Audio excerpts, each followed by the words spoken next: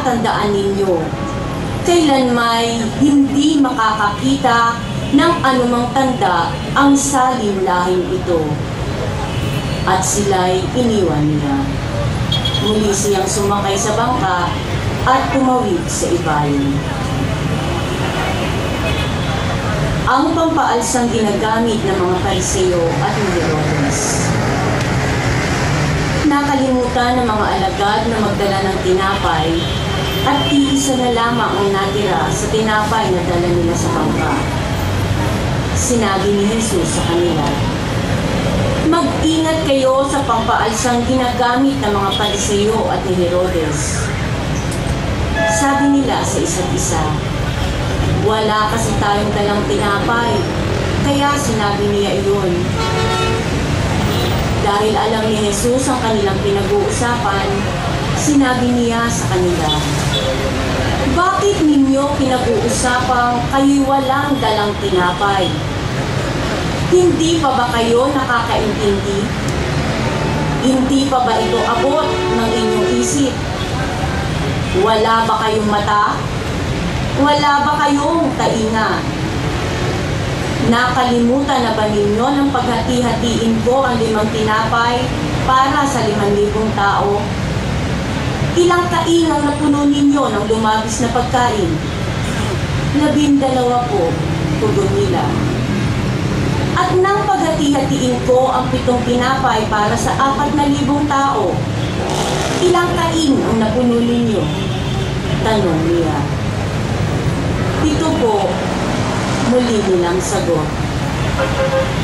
"At hindi pa rin ninyo nauunawaan ito?" tanong niya. Ang mabuting balita ng Panginoon. Pagbasa sa Ebanghelyo ayon kay San Marcos, Kabanata 8, talata 22 hanggang 38. Pinagaling ang isang lalaking bulag. Pagdating nila sa Betsaida, dinala ng ilang tao kay Jesus ang isang bulag at pinakiusapan nilang ituon niya ang tao ito. Inakay niya ang bulag at dinala ito sa labas ng bayan. Matapos duraan at takpan ng mga mata nito ng kanyang kamay, tinanong ni Jesus, "May nakikita ka ba?" Tumingin ang lalaki at sumagot, "Nakakakita po ako ng mga tao na parang punong kahoy na naglalakad." Muli inilagay ni Jesus ang kaniyang mga kamay sa mga mata ng bulag.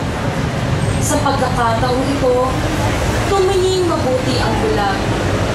Nanumbalik ang kanyang paningin at nakakita na siya ng malinaw. Sinabi sa kanya ni Jesus, "Maaari ka nang umuwi. Huwag ka nang bumalik sa bayan." Ang pahayag ni Pedro tungkol kay Jesus. Si Jesus ang kanyang mga alagad ay nagpunta sa mga layo ng Cesarea na sabak ng Filipos.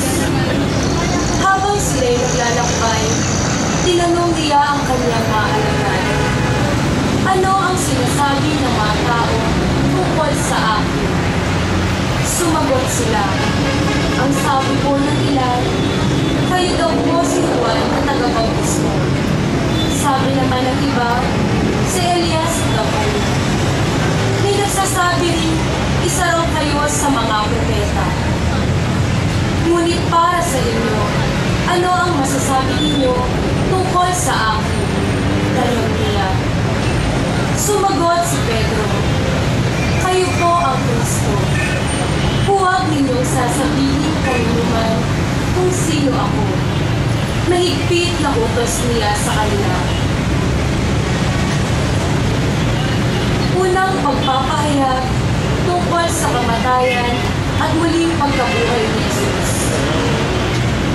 Mula noon, ipinaalam na ni Jesus sa mga alagad ang mangyayari sa kanya. Sinabi niya, ang anak ng tao ay dapat magdanas ng matinding hirap. Siya'y itatakwil ng mga pinuno ng bayan. ng mga punong pari at ng mga tagapagturo ng kautusan. Siya ay ipapakatay ngunit muling mabubuhay sa ikatlong araw.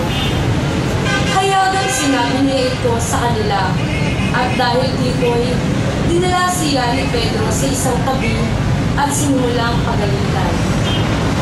Ngunit tumalikod si Jesus, tumingin sa mga alagad at sinabi kay Pedro, "Umalis ka sa harap ko, Satanas.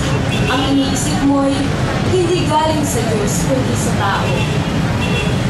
Pinalapit ni Jesus ang mga tao at ang kanyang mga alagad at sinabi sa kanila, "Ang sino mang nagnanais sumunod sa akin ay kinakailangang itakwil niya ang kanyang sarili, pasinin ang kanyang krus at sumunod sa akin. Ang sino mang nagnanais na magligtas ng kanyang buhay ay mawawalan nito. Ngunit ang mawalan ng kanyang buhay alang-alang sa akin at sa magandang balita ay magkakaroon ito.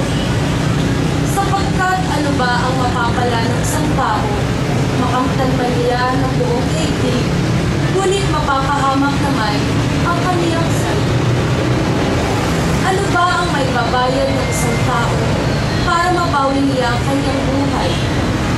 Kapag ikinahiya niya ako at ang aking mga salita sa harap ng mga taksil at makasalan ng mga tao sa panahong ito, ikakahiya rin kayo ng anak ng tao.